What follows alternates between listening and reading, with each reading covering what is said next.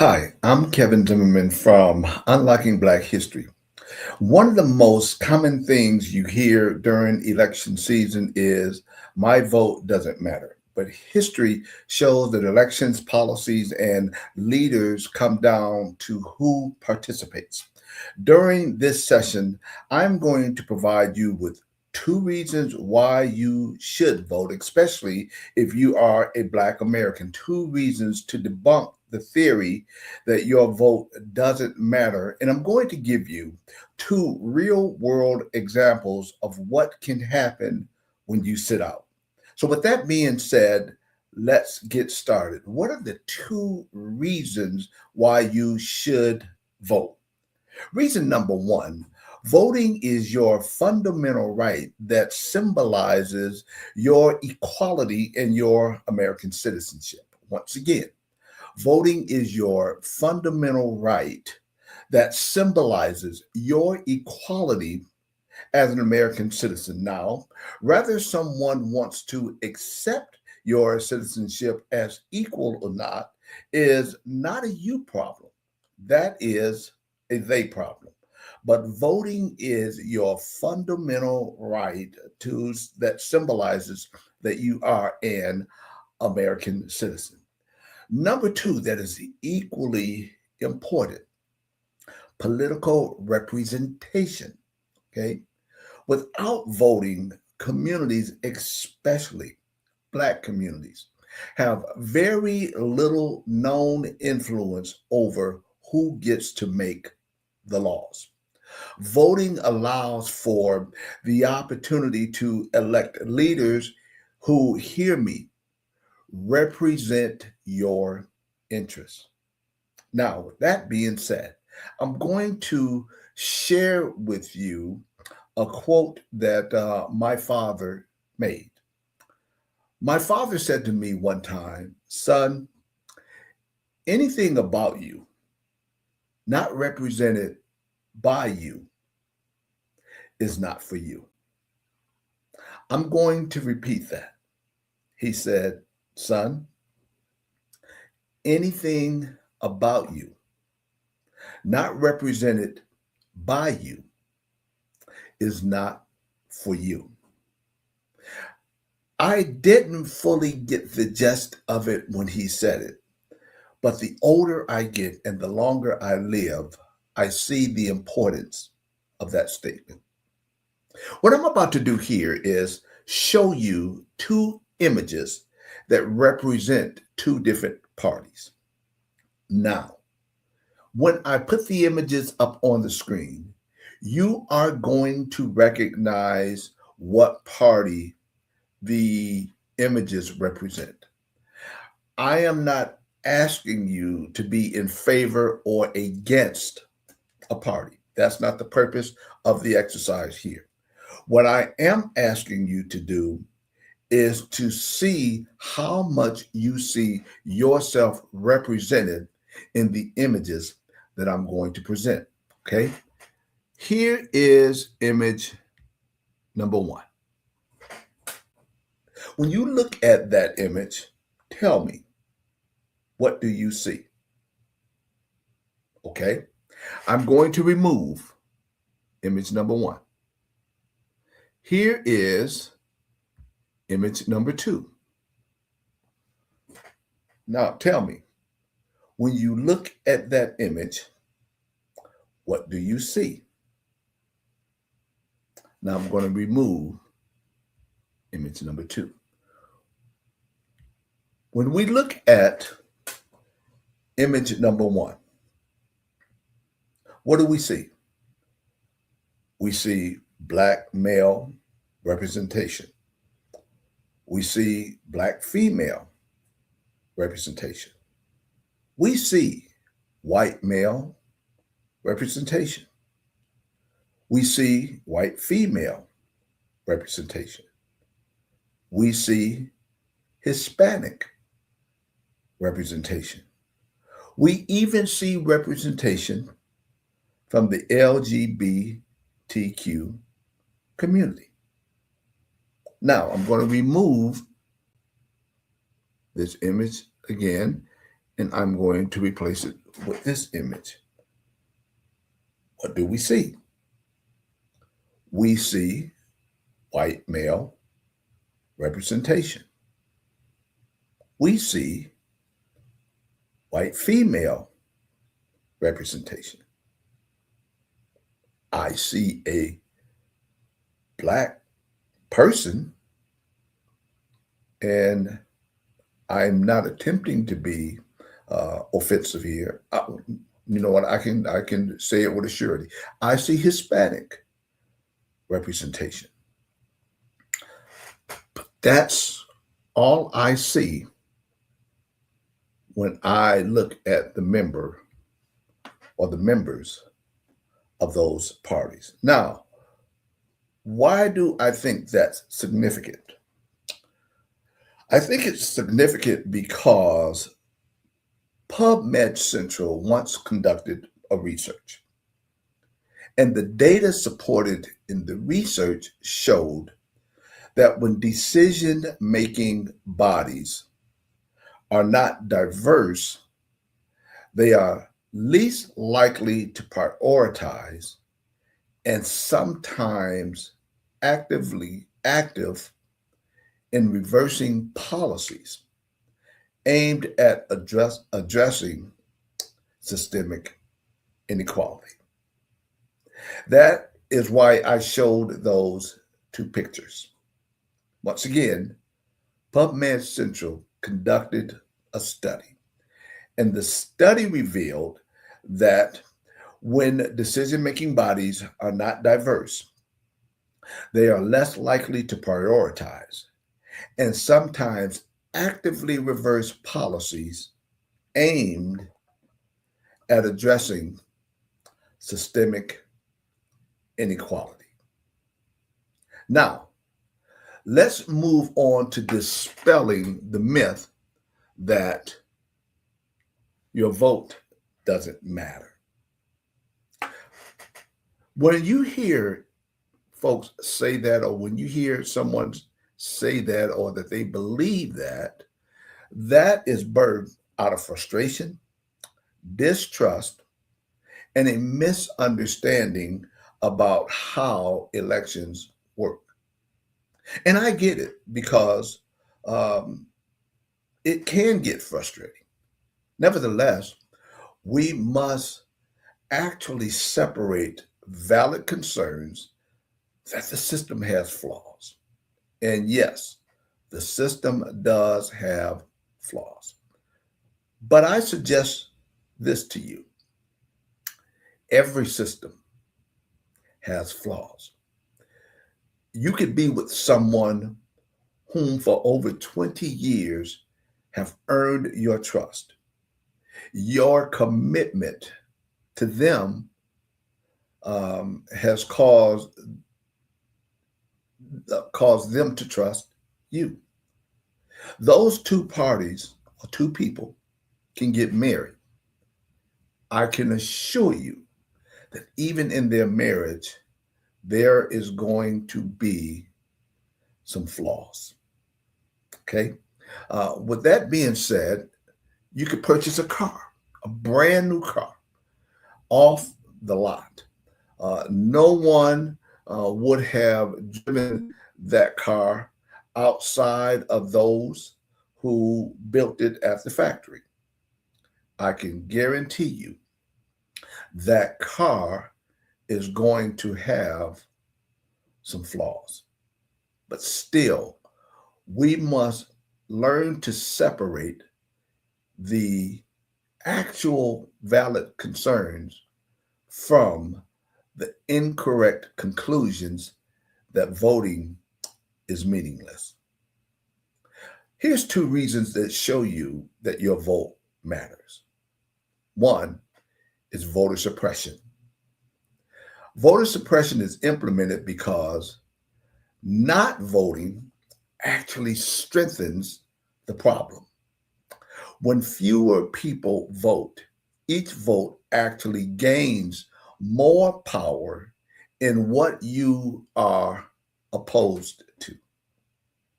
I'm going to show you the plight of Blacks in America and their phases that we've undertaken when it comes to taking part in the democratic process.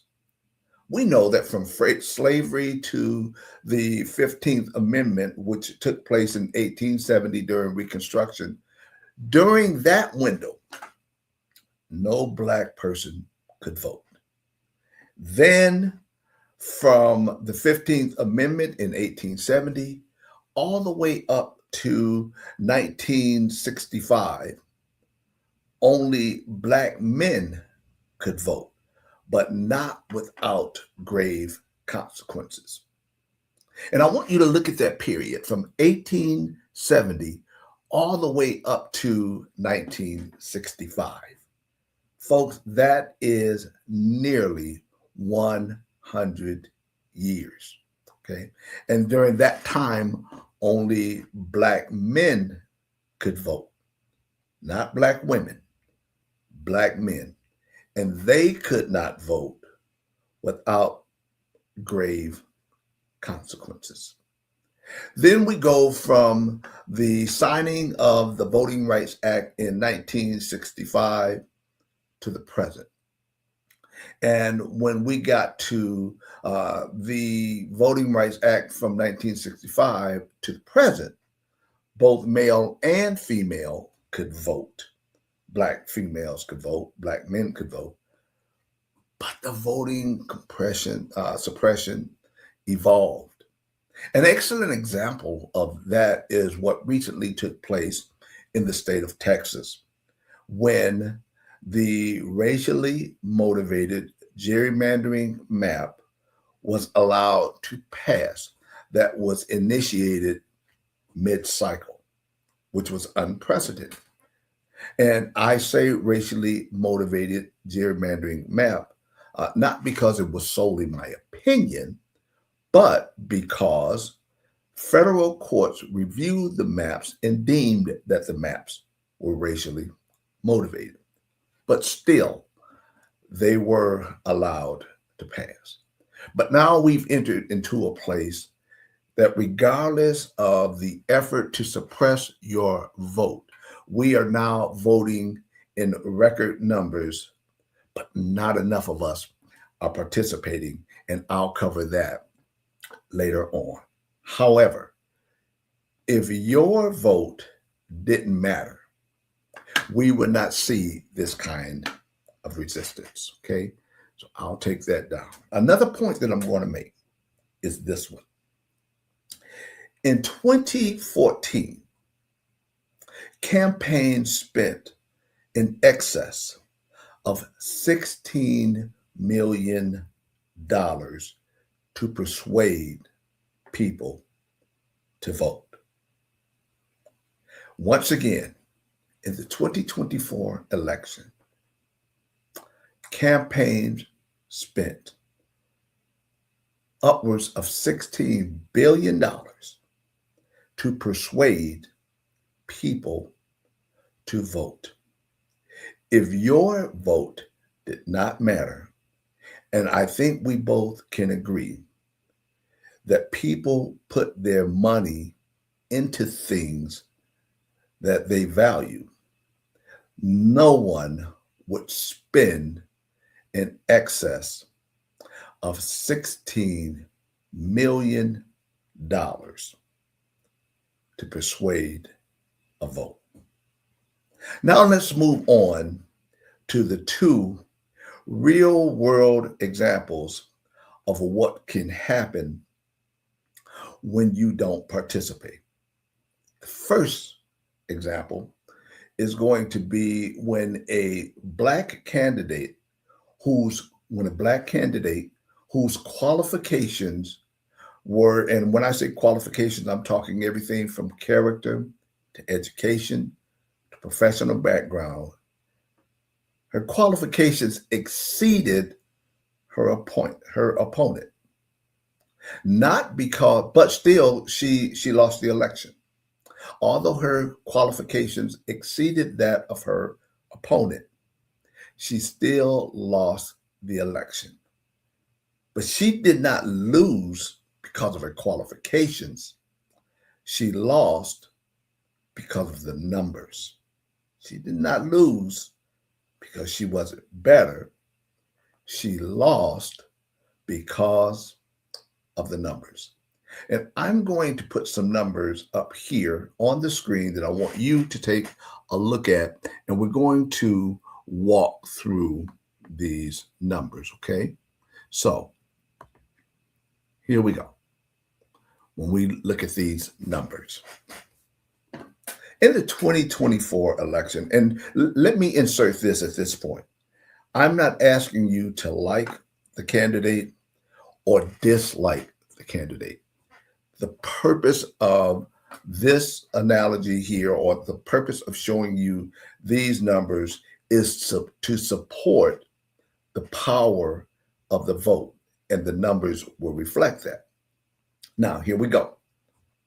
In the 2024 election, 17 million Black Americans voted for Kamala Harris in 17 million Black Americans voted for Kamala Harris in 2024.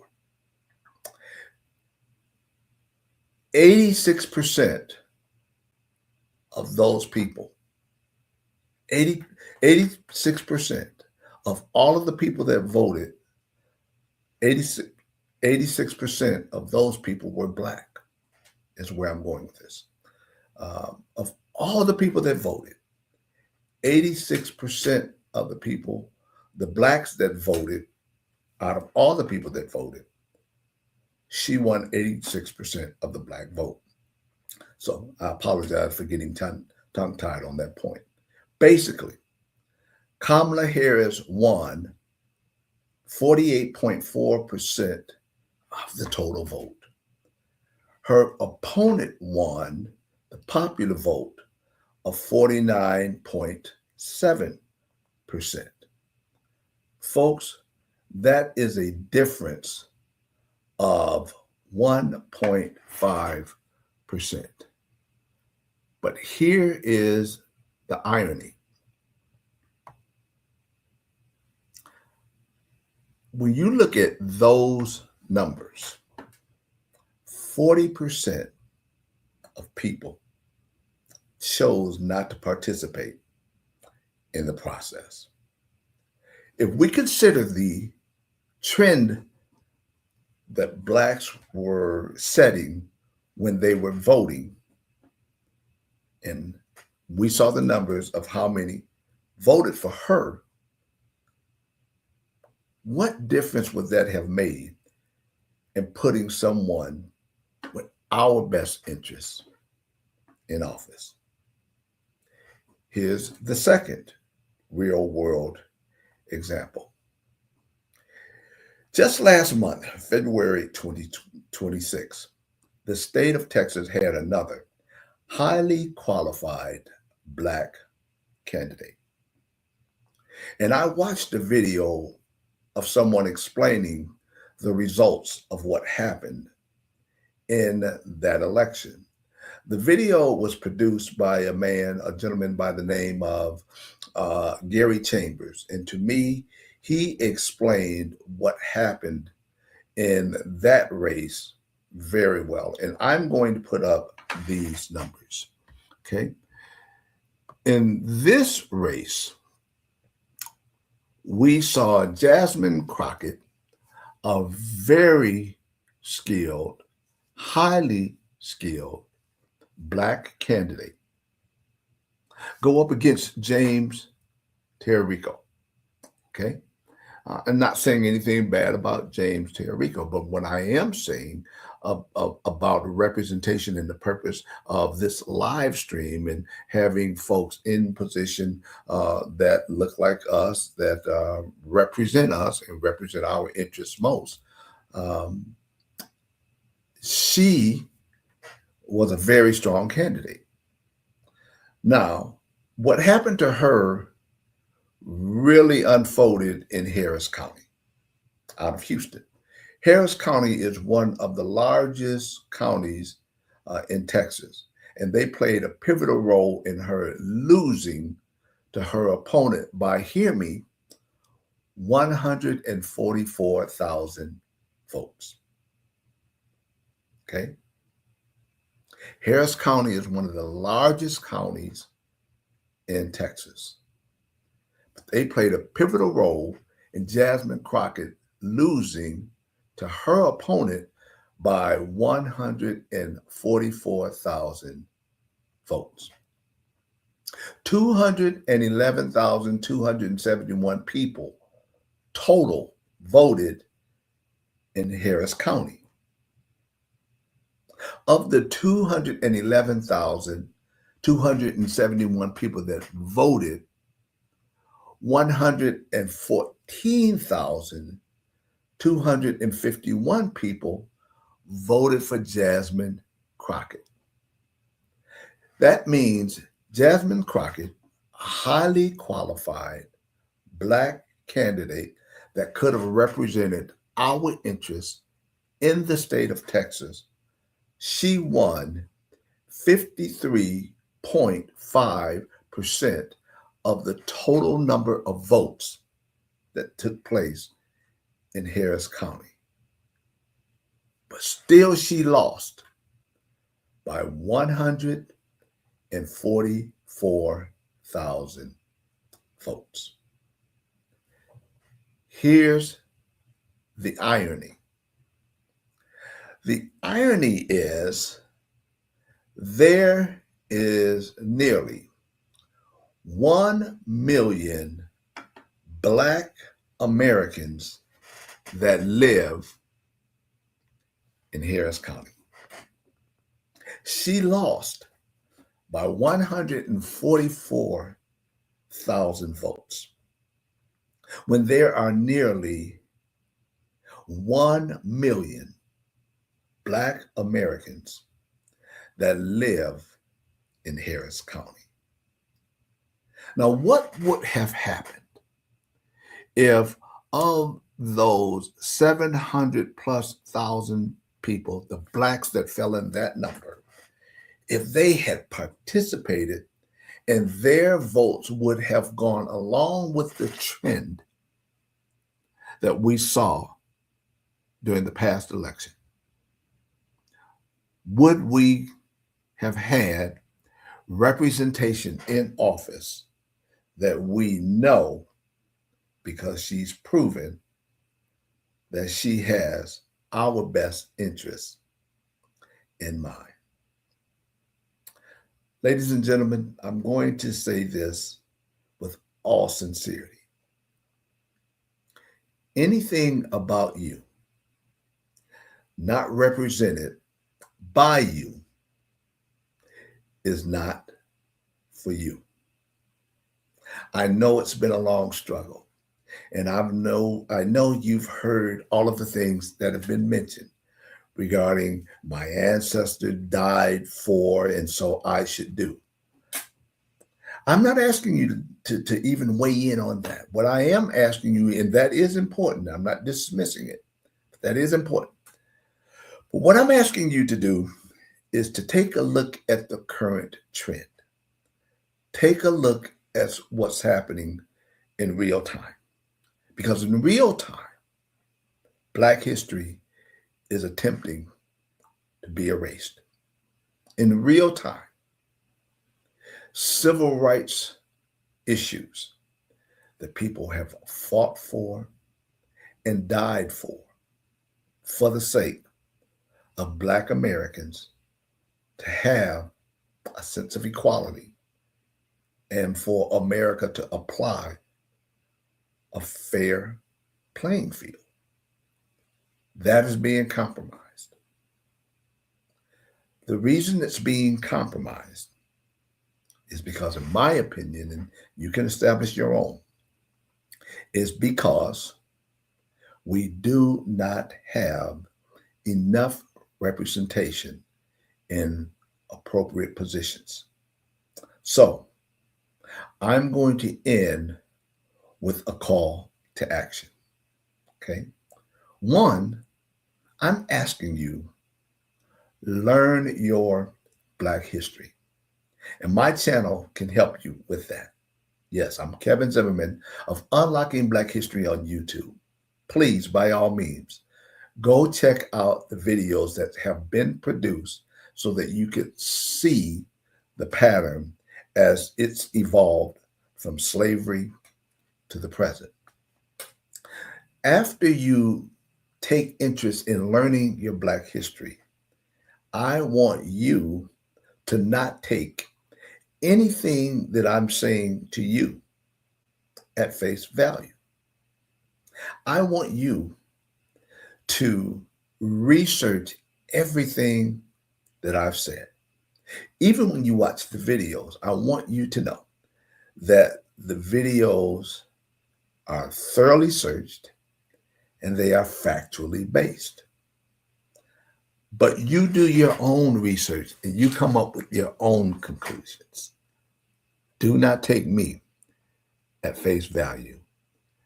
Even what I said here on this live stream, I'd like for you to go back and do your research and let me know what your findings are.